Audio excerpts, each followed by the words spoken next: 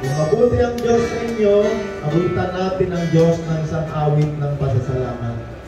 Amen? Amen. Napakabuti ng aking Diyos, di siya nagbabago. Napakabuti ng aking Diyos, di siya nagkukulang.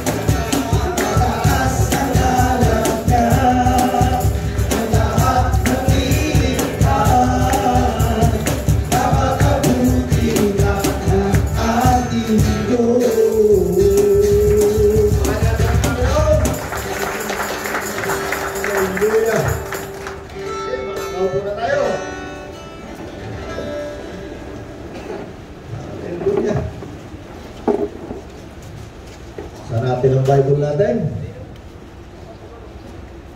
Nawa ay liwanagan ng Diyos. Ang verse yun, yung huli natin pinag-usapan. Pakihanap mo nga yun. Nawa ay liwanagan ng Diyos ang inyong mga puso upang ang inyong espiritu at kaluluwa ay maging mabuti hanggang sa kanyang muling pagbabalik. Rod, anong verse yun, Rod? Wala rin sa akin. Paki-search mo, Rod. Sa Ephesians po yan.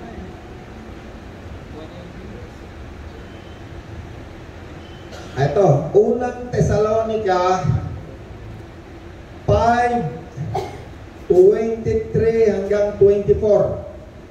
Babalikan natin yung ating huling aralan. Ay basa ron. Unang Thessalonica 5:23 hanggang 24.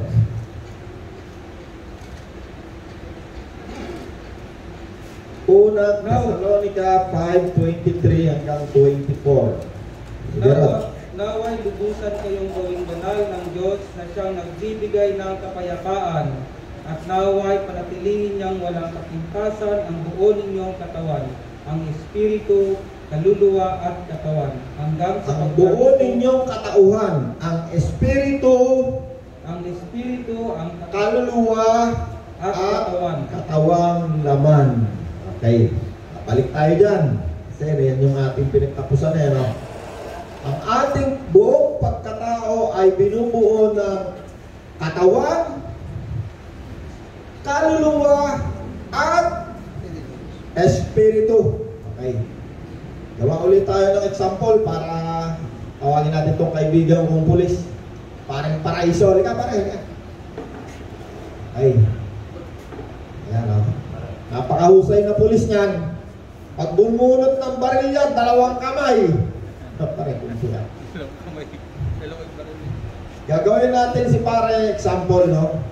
Sabi dito sa atong binasa, ang buong pagkatao ng isang tao, ano bang tawag sa iyo, pare? Pangalan. Paraiso ba tawag sa iyo? Pilito mo yun eh. Fred.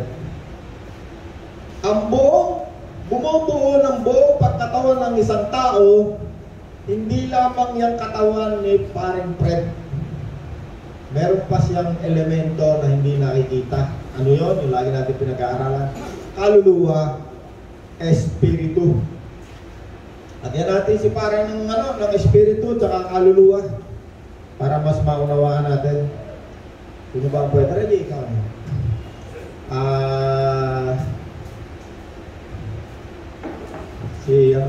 Tony, halika. Gawin ko kayo example. Si paring Fred, sabi ng ating pinag-uusapan dito sa salita ng Diyos, itong ating example na to na matagal na, ito yung napakahalaga kasi pag hindi mo alam yan, basa ng Bible, hindi mo kasi nung maunawaan. Pero pag ito naunawaan mo, ang buong pagkatao ng isang tao ay binubuo ng kaluluwa at espiritu. Pero ang nakikita lang natin dyan, katawan ni paring Fred.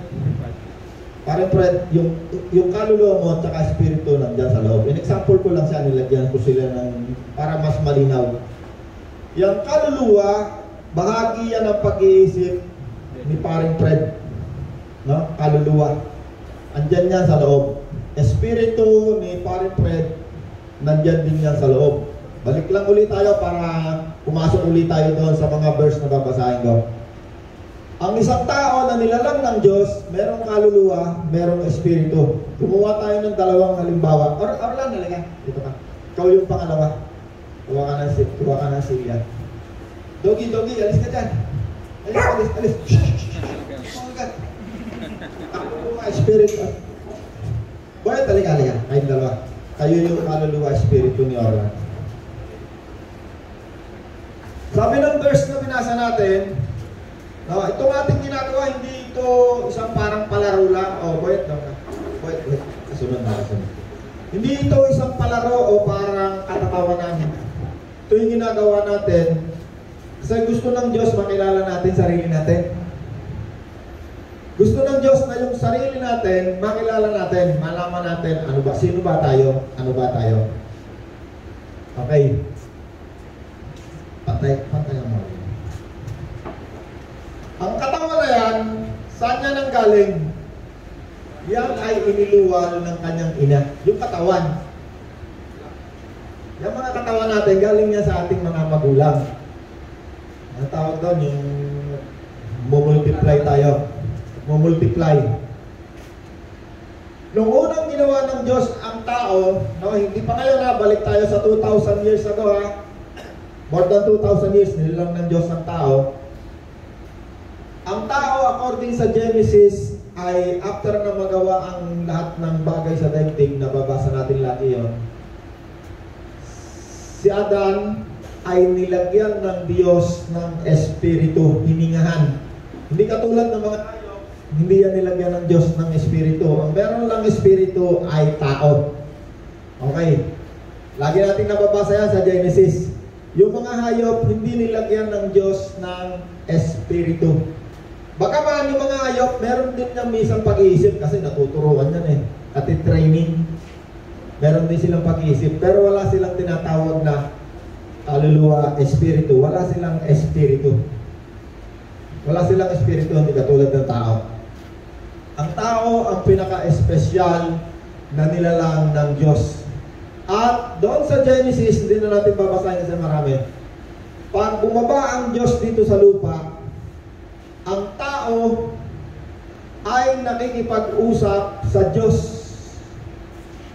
Sa Genesis, nababasa natin yun. Pag bumababa ang Diyos dito sa lupa, ang tao, yung kanyang espiritu at kaluluwa, malinaw na nayan sila sa Diyos. Kasi ang Diyos ay espiritu. Hindi pa nagkakatawang tao ang Diyos.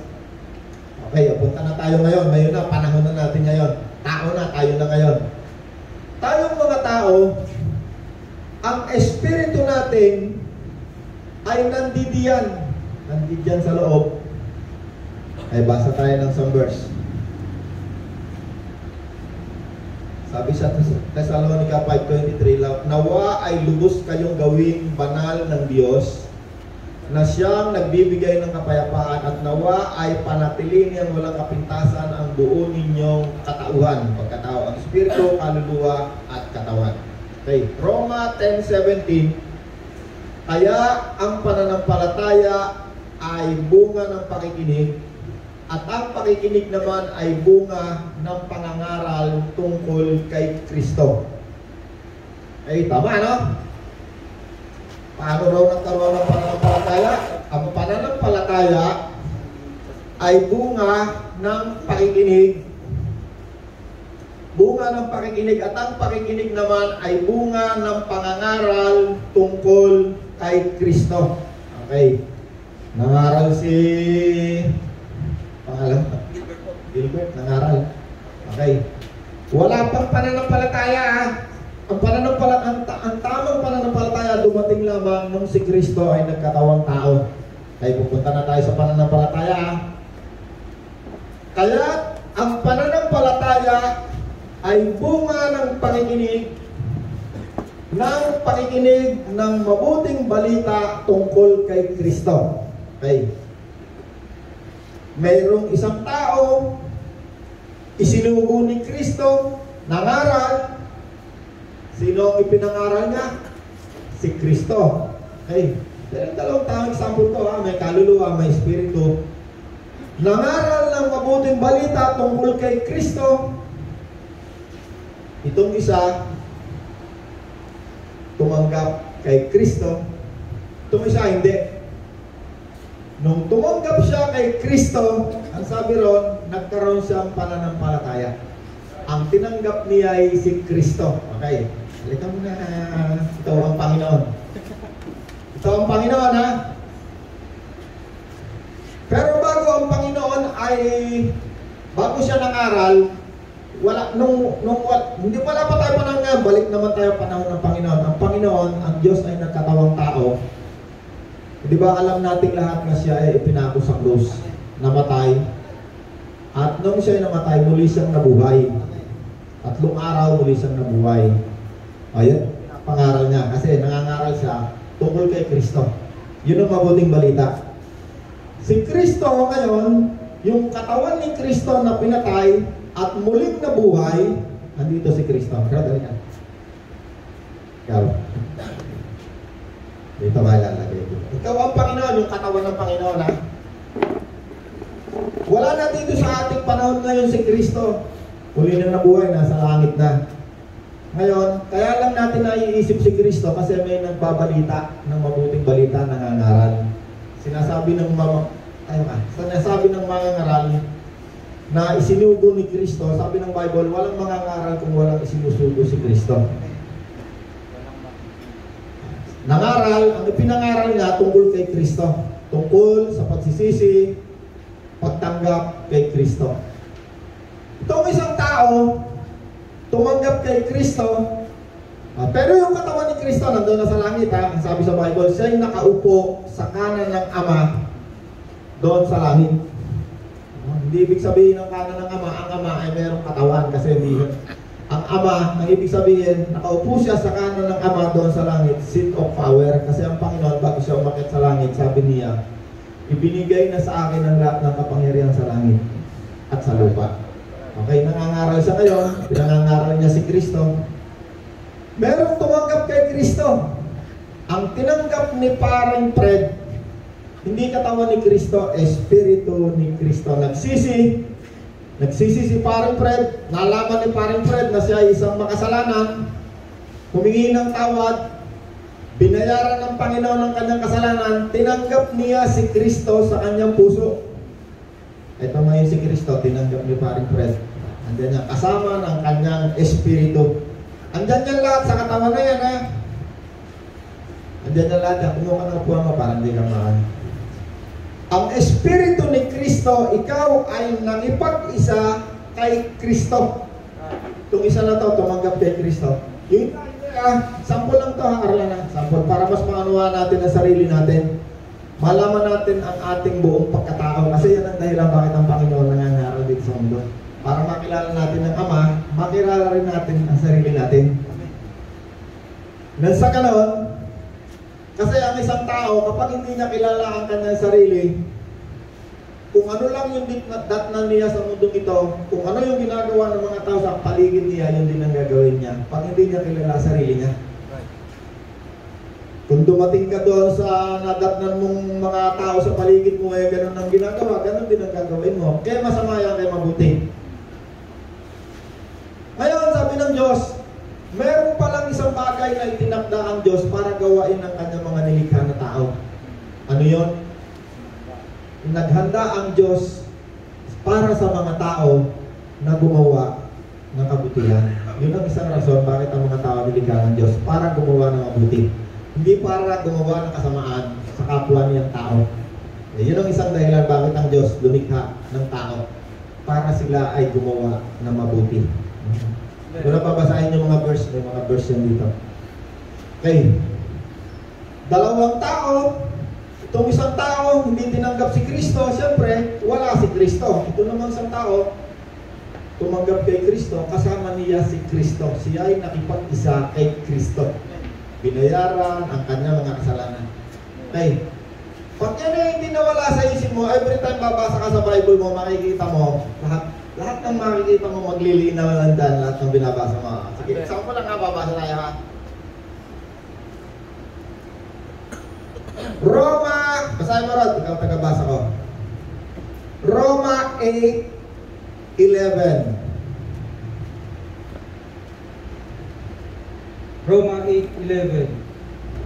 Kung nananahan sa inyo ang Espiritu ng Diyos na siyang muling bumuhay kay Jesucristo, siya ang muling bubuhay sa inyong mga katawang mamamatay sa pamamagitan din ng kanyang Espiritu na nananahan sa inyo. Okay. Sabi dito sa verse na binasa ni Rod, kung naninirahan sa inyo, Rod? Kung naninirahan sa inyo ang Espiritu ng Diyos, ang Espiritu ng Diyos na siyang muling bumuhay kay Jesucristo, na siyang muling bumuhay kay Jesus. Okay. Kasi ang Panginoon, nung siya bumaba dito sa langit, bumaba mula sa langit, bumaba dito sa lupa, siya pinatay, nilibing. Alam niyo kung paano siya nabuhay? Paano nabuhay ang Panginoon? Dahil sa Espiritu ng Diyos. Yun ang bumuhay kay Jesus. Okay? Ang Panginoon ay namatay, pinako sa krus. Kaya siya ay muling nabuhay. Ang bumuhay sa Kanya, ano sabi ron?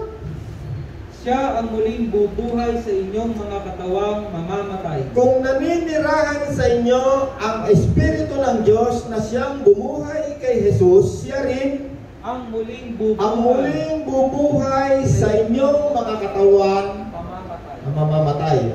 Katawan ni Paring Fred, retired na si Paring Fred, ilang taon ka na? 68. Tatay ko, 78. Alam natin lahat, katotohanan, na lahat tayo pupunta sa kamatayan. Sino rito naniniwala hindi siya mamamatay? Sino naniniwala mamamatay tayo sa araw? Ang basihan ng kamatayan, hindi edad. Opo. Marami tayong kasama rito, wala na ngayon. Mapatay na, hindi edad. Yung anak ko nga, nasang beses, meron siyang ka-eskwela, namatay, batang-bata pa. Alam natin lahat na tayo'y mamamatay, pero ang isang taong tumanggap kay Kristo, ano sabi? Kung naninirahan sa inyo, dahil tinanggap niya si Kristo, itong isa hindi.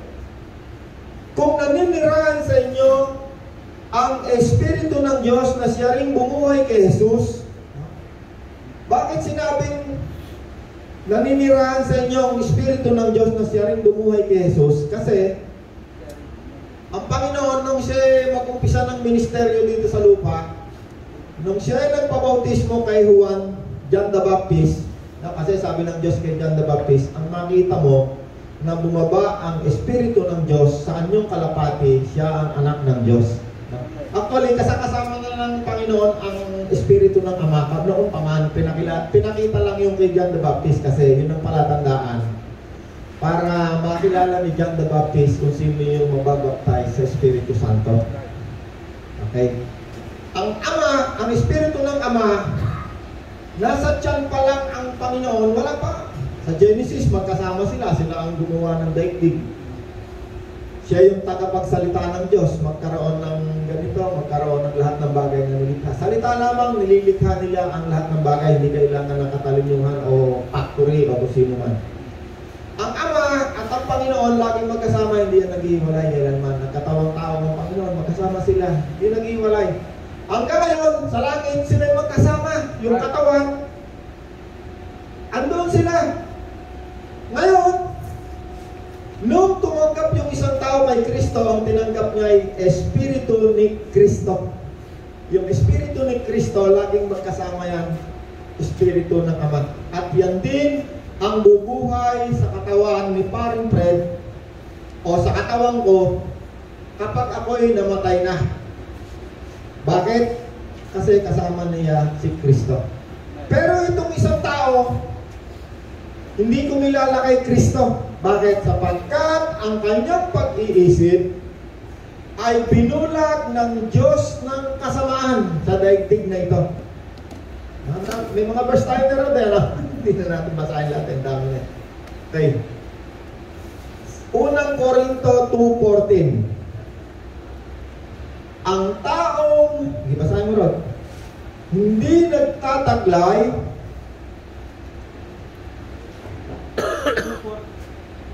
2:14. Sapagkat ang taong di pinananahan ng Espiritu ay ayaw tumanggap ng mga kaloob mula sa Espiritu ng Diyos. Para sa kanila, kahangalan ang mga iyon at di nila nauunawaan, sapagkat ang mga bagay na espiritual ay mauunawaan lamang sa paraang espiritual. Ulit Rod, ang taong hindi nagtataglay ng Espiritu ay ayaw tumanggap ng mga kaloob. Ay, binabanggit dito, Espiritu ni Kristo, yung mga nakipag-isa kay Kristo, ayan. Subalit, ang mga taong hindi tumanggap kay Kristo, ano sabi? Hindi nila mauunawaan ang mga bagay na espiritual. Para sa kanila ay kahangalan ang lahat ng ito. Okay, ang isang hakbang, unang hakbang para maunawaan mo ang Bible, kailangan number 1, tatanggapin mo si Kristo. Yun lamang yung paraan para ang mga bagay na espiritual ay iyong maunawaan. Okay? Sabi dito ay, kung hindi ka nagtataglay ng Espiritu ni Kristo, hindi mo kayang tumanggap ng mga kaloob mula sa Espiritu ng Diyos at para sa kanila ay kahangalan ng mga iyon sapagkat ang mga bagay na espiritual ay nauunawa lamang sa paraang espiritual. Okay. Roma 8:9. Roma 8:9. Ngunit hindi na kayo namumuhay ayon sa laman, kundi ayon sa Espiritu. Sa katunayan, nananatili sa inyo ang Espiritu ng Diyos. Kung wala sa isang tao ang... Hold. Sa katunayan, nananatili sa iyo ang Espiritu ng Diyos. Kung wala sa isang tao ang Espiritu ni Kristo, hindi kay Kristo ang taong ito. Amen. Ay, sino sa inyo tumanggap kay Kristo? Amen. Okay. Tumanggap kay Kristo, ha? Taas ang kamay na tumanggap kay Kristo. Alright. Maalos lahat eh, no? Pero alam nyo ba, alam ng Diyos kung sino ang tunay na tumanggap kay Kristo. Bakit? Yung Espiritu ni Kristo kasama na.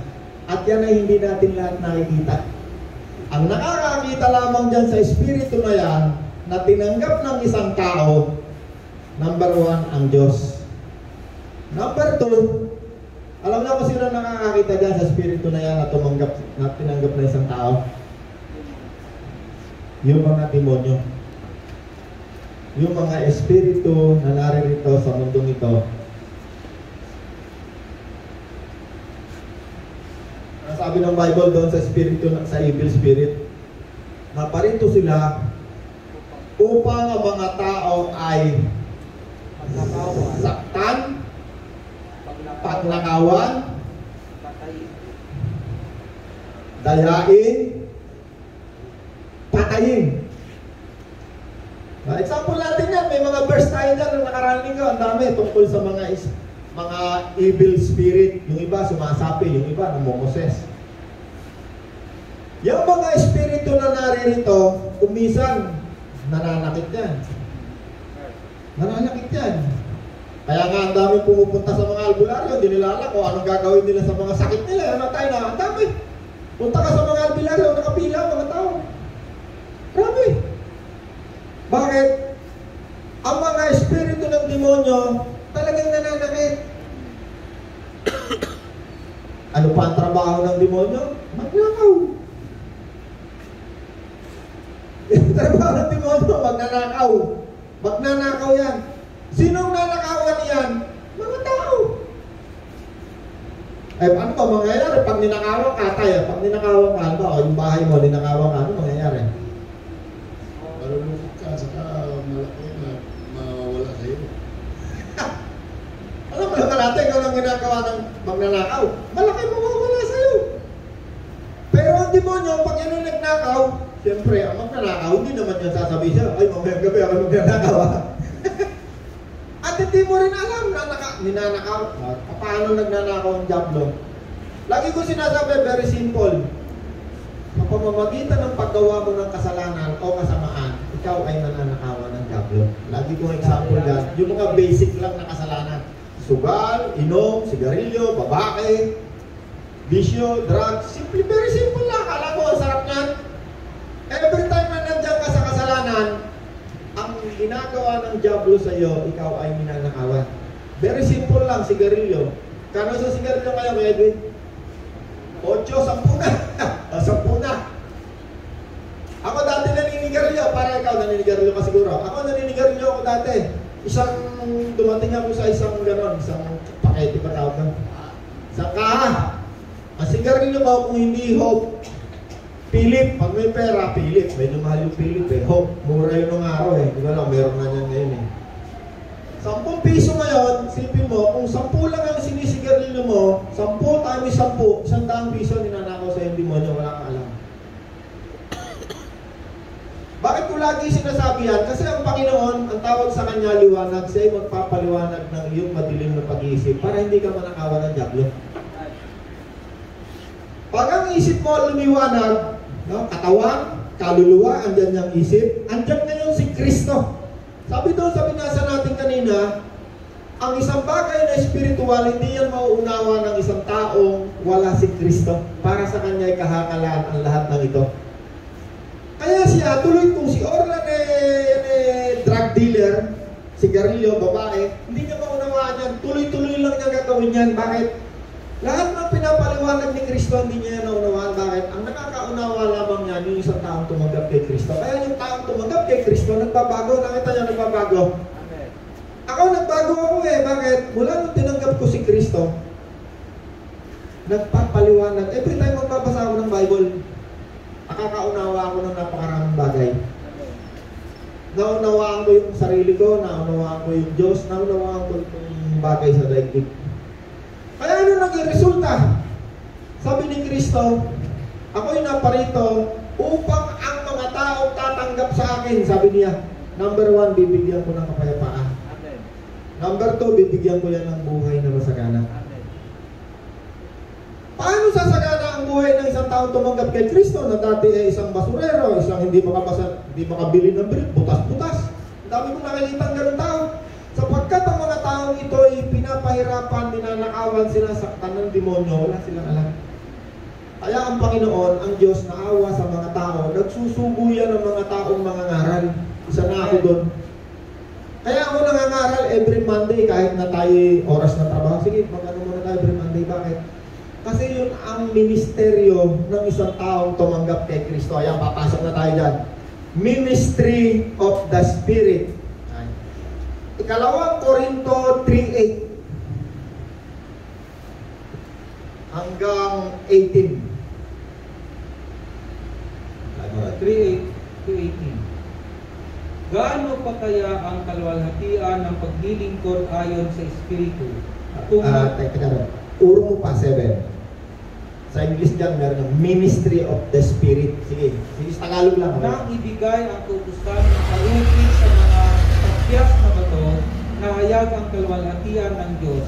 Kaya nga, hindi matingnan ng mga Israelita ang mukha ni Moses, kahit na ang liwanag na iyon ay mukha niya, liwanag na iyon sa mukha niya ay pansamantala lamang. Kung ang paglilingkod batay sa kautusang nakaukit sa bato, paglilingkod, ministry, at nagdadala ng kamatayan, ay tumating na may kalakip na gayong kaluwalhatian. Gaano pa kaya ang kaluwalhatian ng paglilingkod ayon ministry, sa Espiritu? ayon sa Spirit. Okay, sige, tuloy pa. 17, talon. 17. Ang Panginoong binabanggit dito ay ang Espiritu, at ang Espiritu ng Panginoon ay nagbibigay sa atin ng kalayaan. Okay. Yung ministeryo ng paglilingkod ayon sa Espiritu, nandito na tayo ngayon. Ang Panginoon na binabanggit dyan ay Espiritu. Yan yung Panginoon, Espiritu. Andyan na ngayon yan. Yan tinanggap ni pare. Kaya ngayong panahon na to, nandito ngayon yung mga taong inuutusan ni Kristo. Yan ngayon ay nasa ilalim na ngayon ng paglilingkod ayon sa Espiritu. Dati yung mga naglilingkod na mga tao na tinatawag natin mga Hudyo, yung mga nangangaral sila ayon doon sa Old Testament. Ngayon, lahat ng taong inuutusan ni Kristo na tunay na sumusunod kay Kristo, sila ngayon ay under doon sa Ministry of the Spirit. Wala na yung mga law, mga kautusan, mga panuntunan na ginagawa dati. Iba na ngayon. Okay. Basahin mo, Rod. Roma 8:16. Roma 8:16.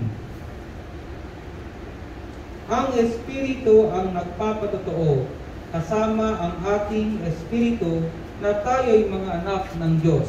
Okay. Hold.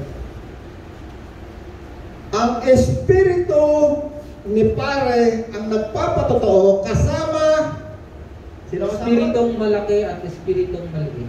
Sige, ulitin mo, Rod. Ang Espiritu ang nagpapatotoo. Big letter E. Kasama ang ating Espiritu. Small letter E. Small letter E.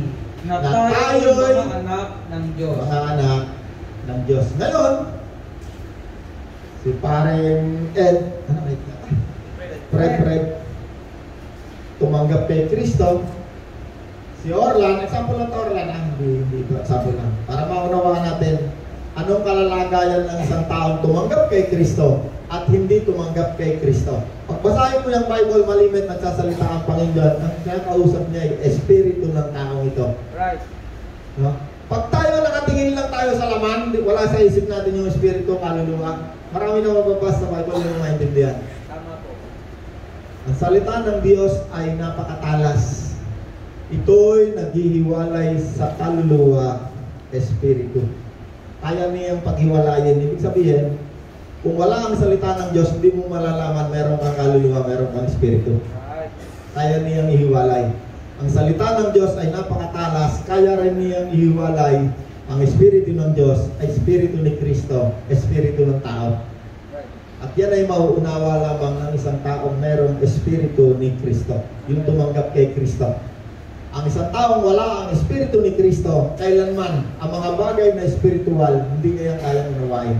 Sapagkat ang mga bagay na espiritual ay mauunawa lamang sa paraang espiritual kapag si Kristo ay nasa sa iyo. Kapag ang espiritu ni Kristo ay nasa sa iyo. Amen. Okay? Amen. Inaunawaan tayo? Amen. Okay.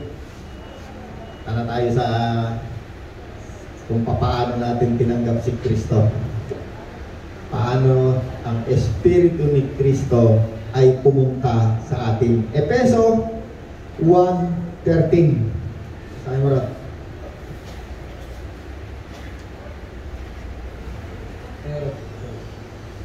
Efeso 1:13. Efeso 1:13. Kayo man ay naging bayan ng Diyos matapos ninyong marinig ang salita ng katotohanan, ang magandang balita na nagdudulot ng kaligtasan. Sumampalataya kayo kay Kristo, kaya ipinagkaloob sa inyo ang Espiritu Santo na ipinangako ng Diyos bilang tatak ng pagkahirang sa inyo. Okay, ulit. Sa pamamagitan ni Kristo, tama ba? Kayo rin na nakarinig ng salita ng katotohanan ng magandang balita na nagdulot ng kaligtasan at sumampalataya kay Kristo ay pinagkalooban ng ipinangakong Espiritu Santo bilang tatak ng pagkahirang sa inyo.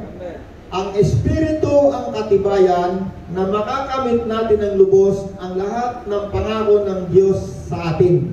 Sa gayon ay pupurihin ang kanyang kaluwalhatian. Okay.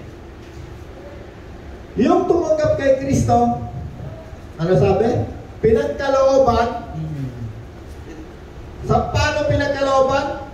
Nakarinig na magandang balita, nangaral, Sumampalataya din. naging mananampalataya, sumampalataya, nagdulot ng kaligtasan, pinagkalooban ng ipinangako Espiritu Santo bilang seal.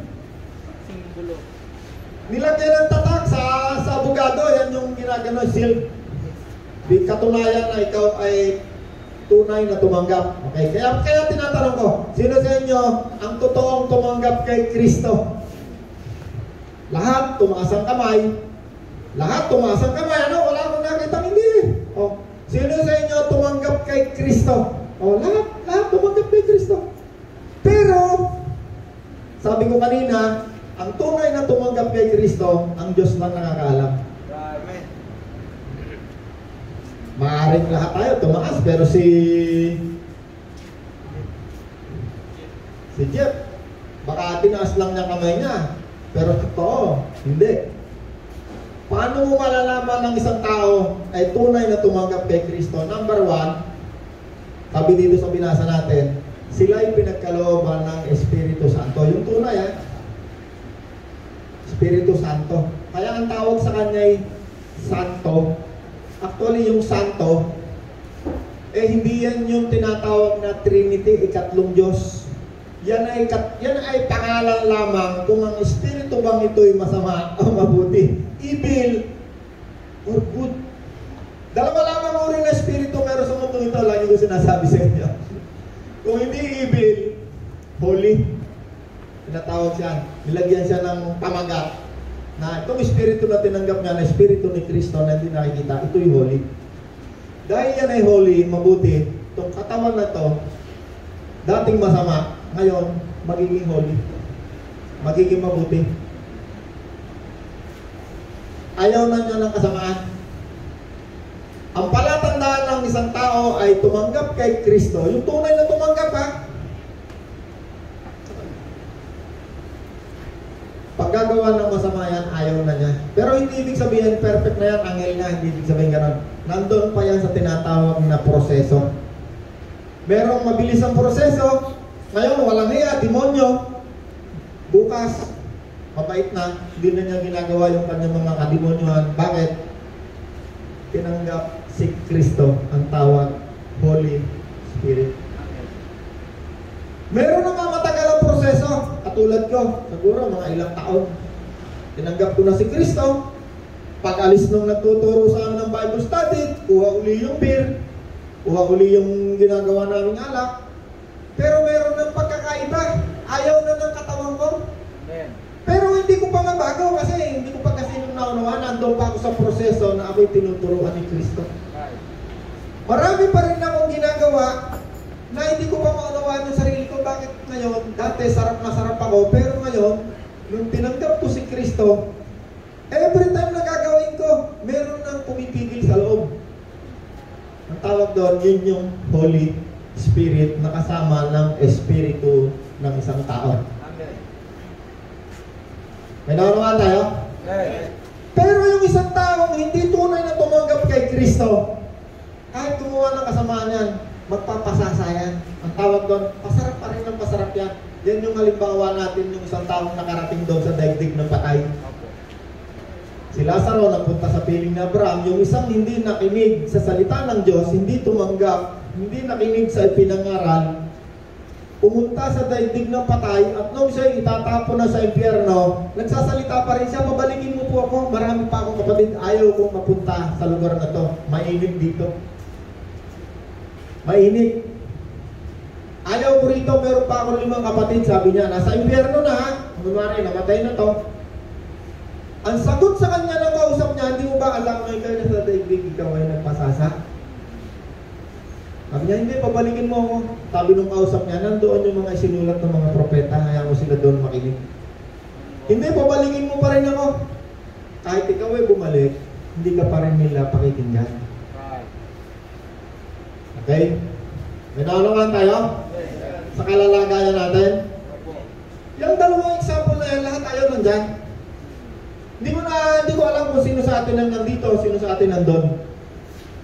Lahat tayo, nandyan tayo. Kaya lagi akong merong example para mas maunawaan natin. Pag bumasa tayo ng Bible, andyan lagi ang topic ng Panginoon sa dalawa na yan. Bakit? Kasi hindi natin alam, isang araw, aalis tayo rito sa daigdig. Aalis tayo sa daigdig na ito. Hindi natin alam kung kailan. Hindi ko mo si tatay ang matanda na mauna, hindi. Mauna tayo dyan. Hindi naman by age ang pagpunta sa kamatayan. Hindi masamang pag-usapan ng kamatayan kasi realidad yan. Yan ang pupuntahan natin lahat. Right. Kaya tayo merong 30 minutes, 45 minutes na Bible study. Yan ang ating pinaghahandaan. Kasi ang buhay natin dito sa mundo, bukas kakain ka, bukas may merienda ka, tutulog ka, mamaya di mo alam, wala ka na sa mundo ito. Hindi ito ang pinakamahalaga sa mundo ito. Ang pinakamahalaga sa mundo ito, yung kaluluwa mo, espiritu. Bakit? Yung katawan na yan, kahit mamatay yan, sabi ng Panginoon, ang taong sumasampalataya sa akin kahit mamatay, ikaw ay muli kong bubuhayin sa aking pagbabalik. Amen. Magbalik ang Panginoon. Amen. Palakpakan natin ang Panginoon. Hindi tayo napunta sa mundong ito para tayo magpakahirap sa pagtatrabaho lang, araw-gabi, araw-araw, bukas, araw. Hindi yun ang dahilan bakit tayo nandito. Ang pinakamahalaga maunawa natin bakit tayo nandito, isang araw, yung ating kaluluwa, espiritu, pupunta yan sa piling ng Diyos. Kung hindi mo naman tinanggap si Kristo, pupunta ka doon sa daigdig ng patay. Yun ang ayaw ng Diyos mangyari sa ating lahat. Amen. Kahit ikaw ay mamatay, sabi ni Kristo, nananampalataya sa akin kahit mamatay, muli ko kayong bubuhayin. At sino mang sumasampalataya sa akin, sabi ni Kristo, hindi ka na mamamatay kailanman. Bakit? Ang tinutukoy ni Kristo, yung kaluluwa mo at espiritu mo, patay ang katawan, itong dalawang espiritu, pupunta kung nasaan ang Diyos. Kung nasaan si Kristo, yung katawan ni Kristo. Paano makakapunta sa katawan ni Kristo? Yung espiritu ni Kristo kasama mo pupunta. Mga isa, pag namatay, ililibing ang katawan, espiritu, kaluluwa, pupunta sa daigdig na patay. Dumating ang panahon, si Kristo ay muling bumalik, babalik, at yan ang inahintay ng lahat ng taong tumanggap kay Kristo. Amen. Yan ang pinakahihintay-hintay ko ng isang taong tumanggap kay Kristo, nagbabasa ng kanyang salita. Yan ang pinakahihintay-hintay ng isang taong sumampalataya, tumanggap kay Kristo. Amen. Araw-gabi, ako natutulog ako. Iniisip ko, pagbalik ng Panginoon. Ang isang taong tumanggap kay Kristo, sabik na sabik sa pagbalik ni Kristo. Amen. Amen. Hindi nawawala ang napakainit na paghihintay sa iyong katipan. Kaya ang tawag dito sa Bible, bagong tipan. Amen. May lumang tipan, may bagong tipan.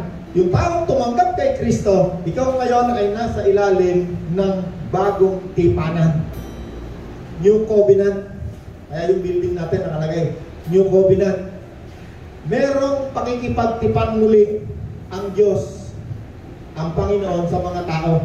Sinong katipan? Bakit bagong tipan? Meron kang katipan. Isang araw tayo'y ikakasal. Pagbalik ni Kristo bago siya bumalik dito sa lupa, magkakaroon ng isang napakasayang selebrasyon na tinawag na kasalan. Sinong ikakasal? Yung mga taong tumanggap kay Kristo. Ang tawag sa atin, church, katawan ni Kristo. Wala ang katawan dito ni Kristo. Ikaw ngayon, ang tinanggap mo si Kristo, ikaw ngayon ang katawan ni Kristo. Ikaw yung isa sa katawan ni Kristo. At tayong mga naririto ngayon na nagtitipon ng pinag-uusapan natin ay tungkol kay Kristo, ang tawag sa atin ay Ecclesia, katawan ni Kristo, church. Yun ang tinatawag na church. Yung mga taong nagtitipon, ang pinag-uusapan ay tungkol kay Kristo. Ang tunay na church ay ito. Hindi yung nandun tayo sa kagaganda mo. Ano rin yun? Mga mananampalataya din ni Kristo, pero hindi requirement yun. Kapag ang isang tao, isa, dalawa, tatlong tao nagkatipon, sabi ni Kristo, nandun ako sa gitna ninyo.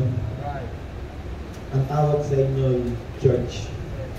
May naunawaan tayo? Amen. May naunawaan tayo, ha? Naunawaan natin ang sarili natin, ha? Amen. At nakikilala rin natin ang Diyos. Right. Yan naman ang dahilan bakit tayo nandito. Kahit paano meron tayong maunawaan. Amen. Hindi naman kailangan lahat ng yan maunawaan natin. Kakapal-kapal yan. Very maliit na oras. Meron tayong napakinggan na salita ng Diyos. Diyan nagkakaroon ng nagiging matatag yung iyong pananampalataya.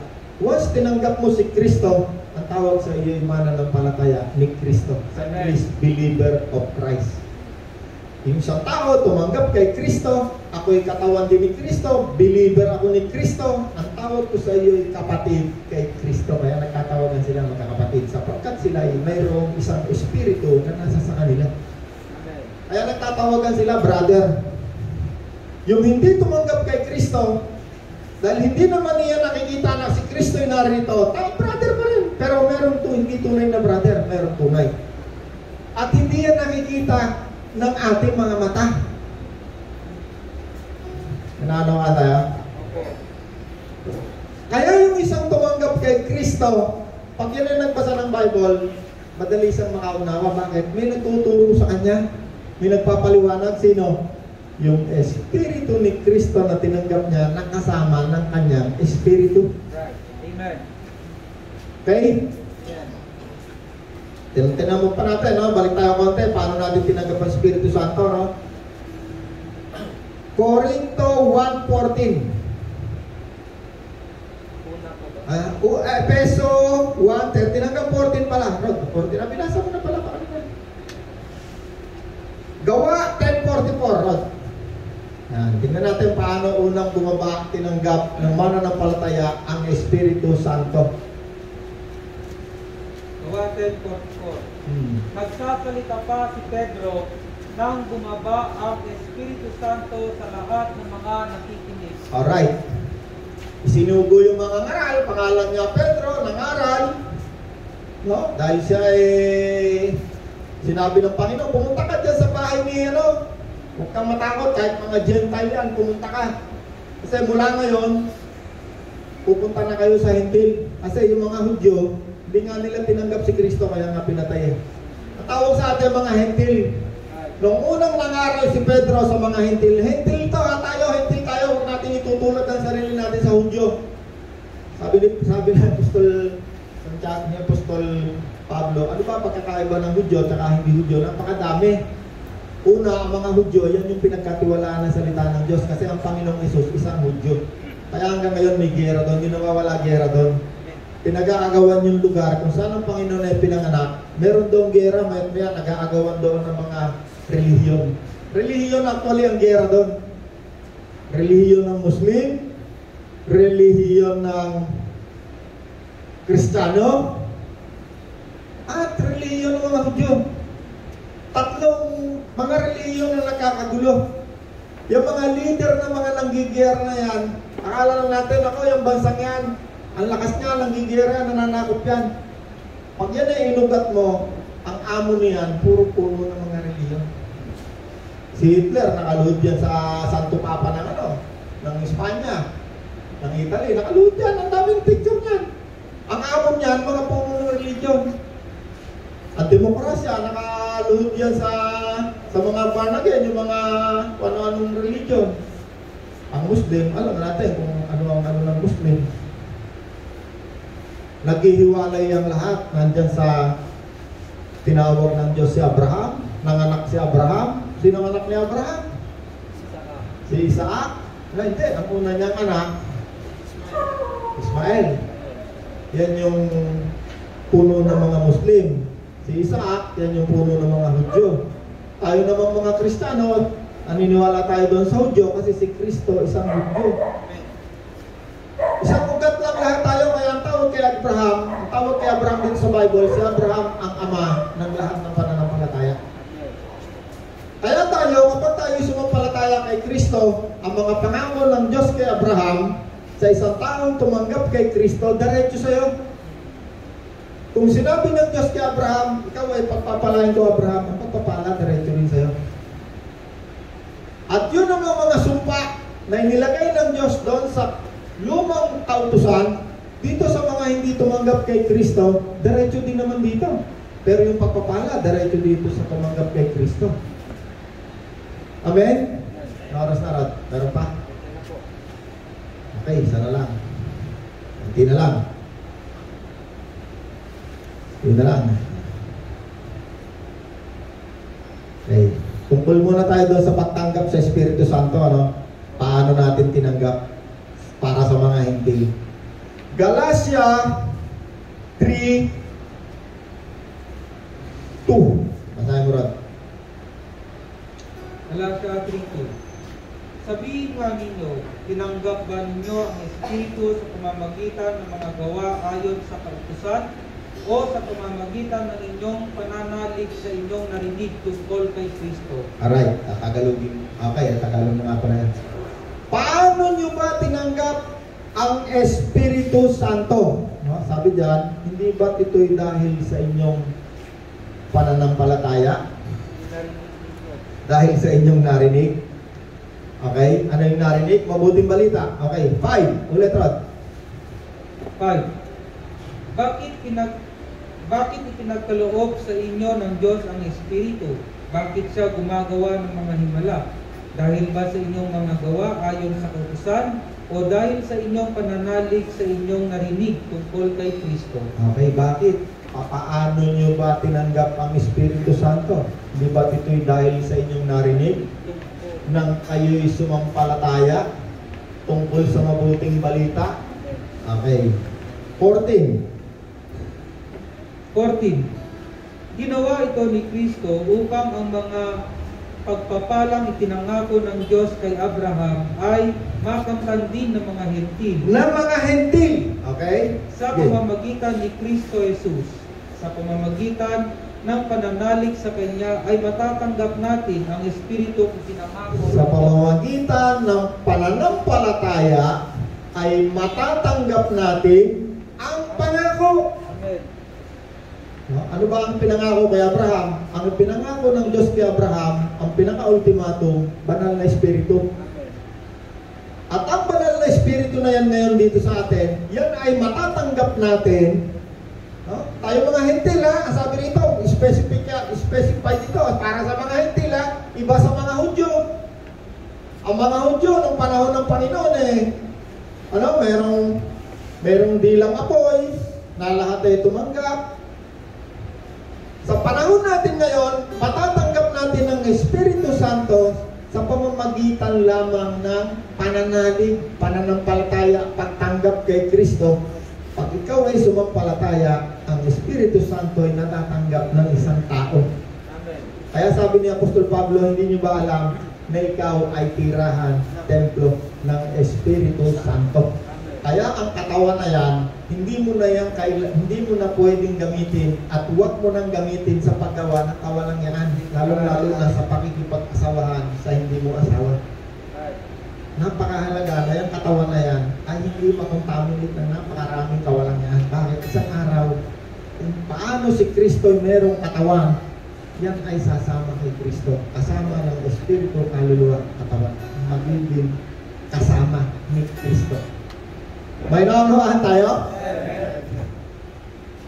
Paano natin tinanggap bilang mga hintil ang Espiritu ni Kristo? Sa pamamagitan ng pananampalataya. No? Bakit yan ay nililinaw ni Apostol Pablo? Kasi may mga tao, nung panahon na merong isang salamangkero, nakita niya ay pinagkakaloob ang Espiritu Santo sa pamamagitan ng pagpapatong ng kamay. Sabi nung salamangkero, bilihin ko yan kasi para makakontrol din ako ng tao. Maraming ngayong mga pastor na ginagamit yung kanyang kamay at tuturuan ka lang ng mga speaking na hindi mo naman maintindihan. Dahil yung talagang speaking in tongues, yung tunay na speaking in tongues, pag yan ay dumating sa'yo, hindi kailangan kang turuan na ikaw ay mag-speaking in tongues. Walang magtuturo sa'yo. Hindi ka tulad ngayon, tuturuan ka. Tundan mo yung kasi nasabi ko, pag ikaw sa isip mo, tumanggap ka ng Espiritu sa pamamagitan ng tao, for life ka may utang sa tao na hindi ka makakawala. Okay, may natutunan tayo. Paano ninyo tinanggap ang Espiritu Santo? Hindi ko naman, wala naman ako pinatong na kamay sa inyo. Tinanggap natin ang Espiritu Santo nung tayo'y sumampalataya kay Kristo. Nanalig nung tayo nakarinig ng mabuting balita. Ang tanong, sino ang tumanggap, sino hindi? Ang Diyos lang nakakalam. At saka ikaw. Ang Diyos lang ang nakakalam at saka ikaw. Ikaw nakakalam kung ikaw ba ay tumanggap ng Espiritu Santo. Paano malalaman? Si pare ko ay, pag yan ay gagawa ng kasamaan, hindi na katulad ng dati yan. May magsasalita sa loob niya, parang ako yung kumukulo yan. Hindi mo kayang tagalan yan. Paano ko nalaman niya ngayon wala? Yan ang aking karanasan nung ako'y tumanggap kay Kristo. Ito namang isang tao na akala natin tumanggap kay Kristo, ang tinanggap lang nito, pangako. Kasi may pangako ng Panginoon eh, bibigyan kita ng buhay na masagana, buhay na walang hanggan. Yun lang ang gusto niya. Pero hindi tunay nagsisiyan. Hindi siya tunay na nagsisi. Ang ibig sabihin ng pagsisisi, pagbabago ng pag-iisip. Ayaw ko na lang masama. At tawarin mo. Kasi ang pagsisisi, paghingi ng tawad. At bago ka humingi ng tawad, kailangan ma-realize mo, ma-recognize mo na ikaw ay isang tunay na masama at makasalanan. At bago ikaw ay magsisi, ikaw ay magpapasya. Yun yung tinatawag na free will. Hindi niya ginamit yung free will niya para tanggapin si Jesus at pangunahan siya ni Jesus sa buhay niya. Ang gusto lang niya, yung buhay na masagana, yung masaya, at buhay na walang hanggan. Pero yung pagdating doon sa pagsisisi, kung siya mayroong kasamaan na ginagawa, alam na natin kung anong kasamaan, hindi ko na kailangan isa-isahin, lahat tayo masama. Ayaw niyang tigilan. Ayaw niya pa rin itigil. Hindi niya pa rin kayang itigil yung kasamaan. Ayaw niyang magpasya. Ang isang tao, kapag yun ay nagpasya, wala nang makakapigil sa kanya. Pag sinabi ni tatay, hindi ko na yan gagawin, din na niya yan gagawin. At pag tinanggap niya si Kristo, yung hindi niya kayang gawin, yun ang tutulong sa iyo para magawa mo yung hindi mo kayang gawin sa iyong katawan. Wala pa kaya tinatawag. Kaya mga tayo? Okay, next week susulong na tayo tungkol sa ministeryo ng Espiritu Santo at ng ating mga katawang Espiritu kaluluwa. Okay, tayo. Ikaw ang hari at tagapagligtas, wagas mong pangalan,